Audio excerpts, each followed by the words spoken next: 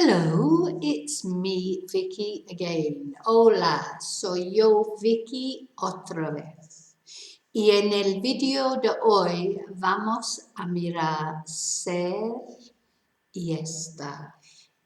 So it's that perennial question. What is the difference between ser and estar? Now, if you have used any of my books, the Break the Language Barrier series, which are available on Amazon or through me, just to let you know, 4 levels, ser and estar is we often do exercises using ser or estar. Every time we learn something new, I always put in a practice of ser and estar because it is difficult.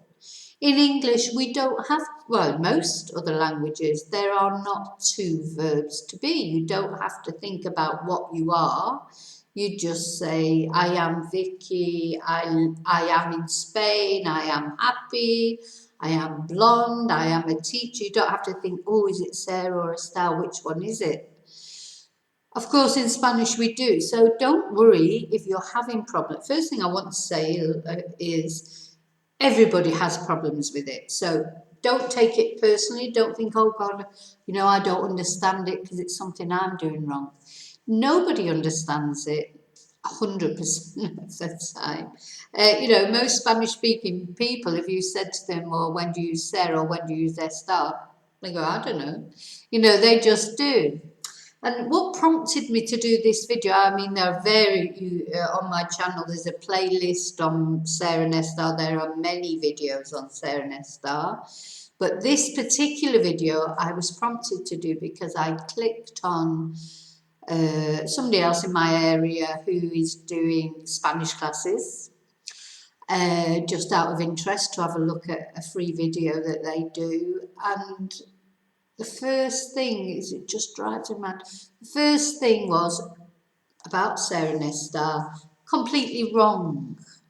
Quite often when my students have learnt Spanish somewhere else and they come to my class and I say, do you know the difference between ser and estar? And they go, oh yeah, permanent and temporary.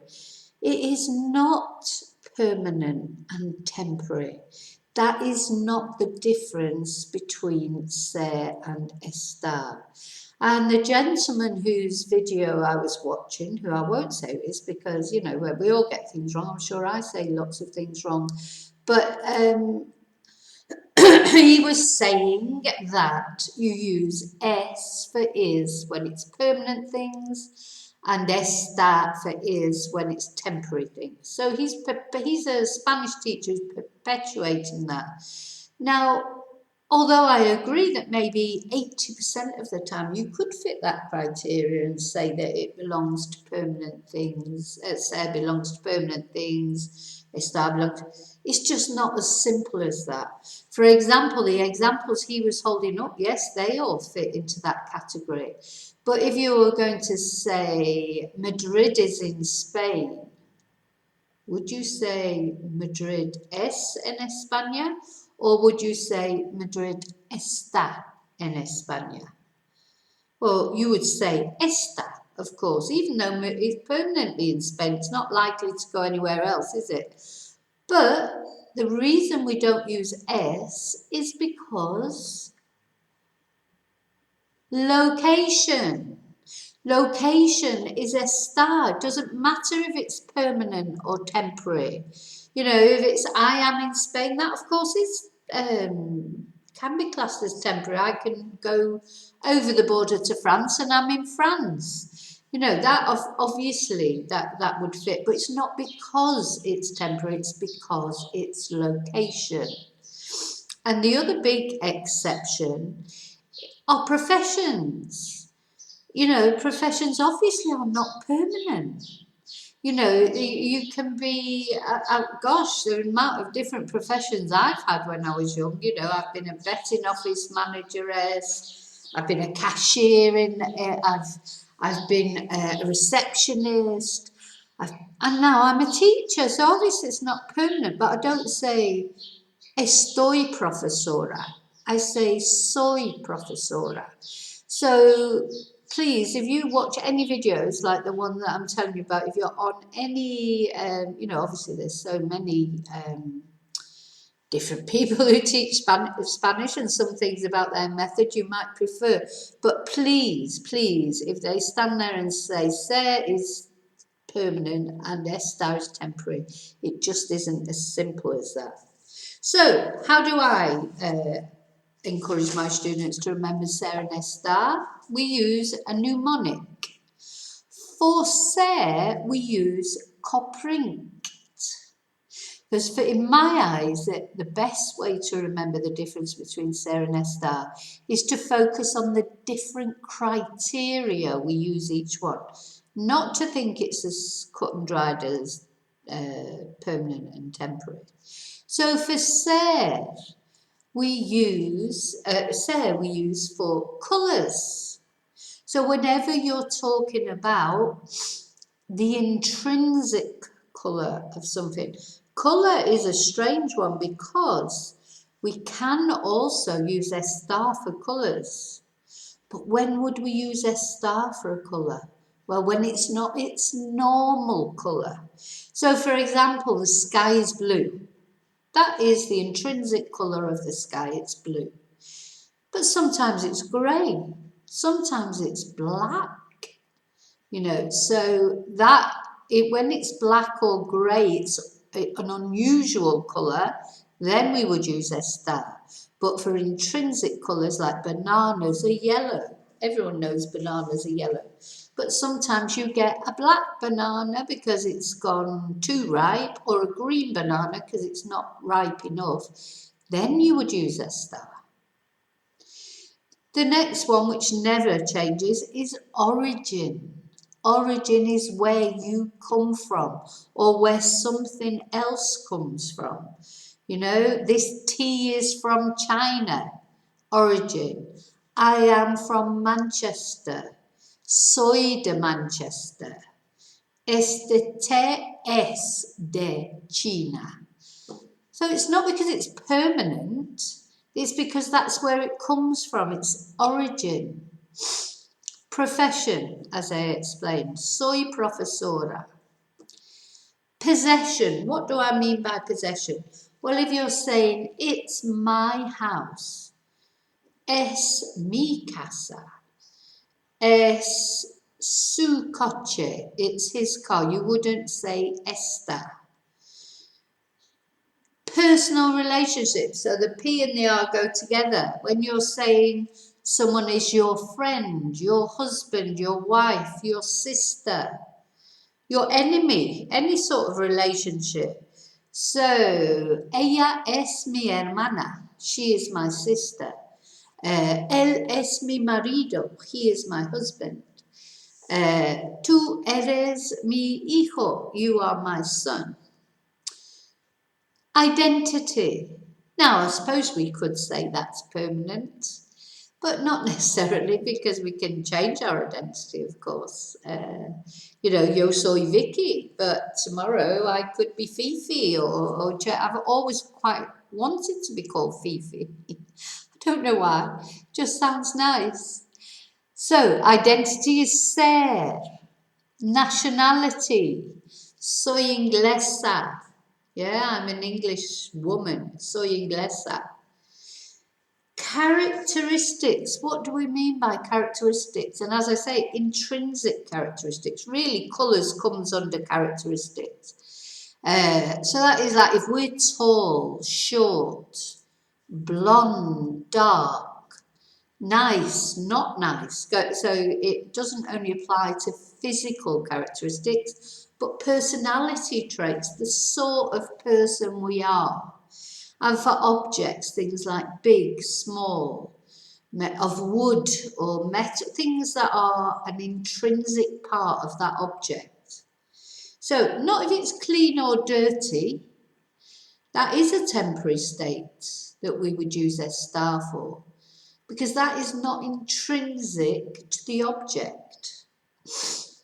Having said that, it's a good example of how we can use ser and estar differently.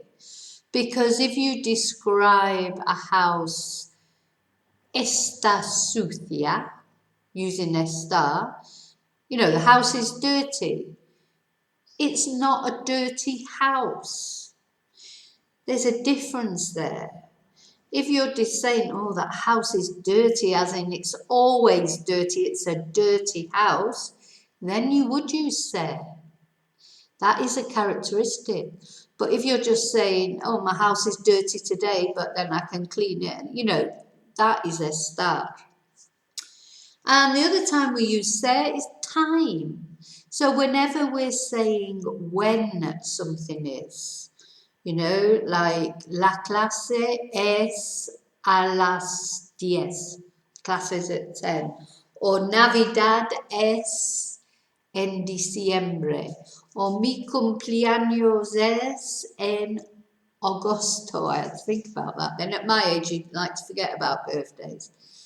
So, okay, so these are the characteristics that we use for the criteria. Colours, origin, profession, possession, personal relationships, identity, nationality, characteristics and time. Kopringt for ser. For estar, so not permanent and temporary. Please, please, please, not ser permanent, estar temporary. No es verdad. It is not true. I wanted to comment on this guy's video, but I just didn't want to embarrass him. I wouldn't want someone to embarrass me on any of the videos that I'm sure I've done things wrong. But I just wanted people to, you know, I wanted to make this video so anyone was watching it would know it is not simple as that. Estar. For estar, we have another mnemonic. Flomets. Feelings. Location. So location, always, always estar, regardless of permanent or temporary. Moods. Marital status. Emotions. And temporary states. So I can see where this comes from. You know, we can see that most things under estar are temporary perhaps, but just not all. So feelings, yeah, the way we feel. Estoy contenta, estoy triste, estoy cansada, etc. These, I suppose, are temporary states, more hopefully, especially with the sad and the tired. Location. Madrid está en España, Londres está en Reino Unido, San Miguel de Salinas está en Alicante. Moods, yeah, again, the way we feel. So, estoy enfadada, I'm angry. Or estoy nerviosa, I'm nervous. Or, you know, there's another word with nervios, like hyper or worried about. Estoy preocupada, that's a good example. And the one that always surprises people, marital status. Or states, as I put there for some reason. There you go, there's my mistake of the video. There's always at least one. It should be status, not marital states. I suppose they both fit. Estoy casada, I'm married. Or estoy divorciada, I'm divorced. Estoy separada, etc. So yeah, marital states. Or estar. Having said that, if you were saying he is my husband, that is a characteristic or a personal relationship. So that would be él es mi marido. So it's only the actual marital status that you're describing about yourself. Emotions, well, feelings, moods and emotions all go together, don't they? Sorry, excuse me. And temporary states would be something like I was explaining before, if something's clean or dirty. If a window is open or closed, that's not a physical characteristic of that window, it's a state. If a chair is free or occupied, you know, these are things that are temporary states. Because someone sits in a chair, it's ocupada. If somebody gets up out of that chair, it's libre, está ocupada. Full and empty, broken, all these things are estar. Now, if you want more practice of ser and estar, if I remember, I will put the playlist for ser and estar in the description box. There are lots of exercises on ser and estar in my books. There's a really huge bumper exercise in my Break the Language Barrier Level 4 book that you can practice. But yeah, I think, and also the basic message I want to give you is don't worry too much. If you're in a Spanish speaking country and you're trying to speak in Spanish, they are used to people getting ser and estar wrong, because everybody gets it wrong, because no other language has two verbs to be. So I'm sure if you said an S instead of an estar, it can make a difference sometimes to what you're saying, but I think they would probably make exceptions for the fact that you're foreign and realise that you didn't mean whatever they thought that you might have meant. Yeah, so don't get me wrong, I'm not saying to you it's not important, it is important, but along with everything else that I would always advise people, if you're out there trying to speak and you want to say is and you can't remember if it's S or estar, just take a guess and do one of them. Don't sit there sort of thinking, oh, is it a personal relationship, copper ink, plumbing? No, that's to do at home when you're working out exercises and things. But when you're actually out in the thick of it, speaking, it's important not to overthink things. Just if you're not sure, just say the first thing that comes into mind, because if you stop to think about it, you break the flow of the conversation, you probably go into a panic and forget everything. So the best thing to do is just take a chance. You've got a 50-50 chance of getting it right. Okay, gracias. So I hope you found that video useful for your ser and estar. So remember the most important thing, not permanent and temporary. No. Vale, te veo. No, I don't know what I'm doing now. Te veo muy pronto en el próximo video. Y hasta entonces, que tu Dios vaya siempre contigo. Gracias.